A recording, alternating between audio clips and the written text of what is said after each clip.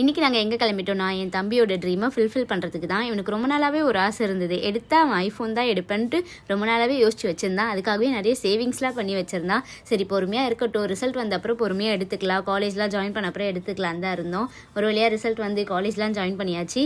இதுக்கப்புறம் வெயிட் பண்ண முடியாதுன்னு இன்றைக்கி கிளம்பிட்டான்.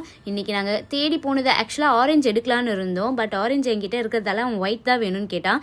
எனக்கு மொபைல் வாங்குறப்போ ஆரஞ்சு கலரே கிடைக்கல. இப்போ அவனுக்கு மொபைல் வாங்கலான்னு போகிறப்போ ஒயிட் கலரே கிடைக்கல.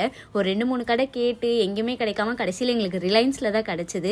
ஒரு வழியாக ரிலையன்ஸில் வாங்கிட்டோம். அந்த ஃபோனை அன்பாக்ஸ் பண்ணுறப்ப அவனுக்கு வந்து ஹாப்பினஸ் இருக்கே, ஐயோ இத்தனை நாள் எங்கேருந்து அப்படியே ஒரு மாதிரி இருந்தது. எப்போ ஃபோன் வாங்குவோம்னு யோசிச்சுட்டு இருந்தான்.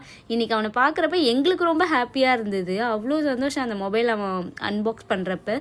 சூப்பராக ஜாலியாக இருந்தது, பார்க்குறப்பே நல்லா இருந்தது.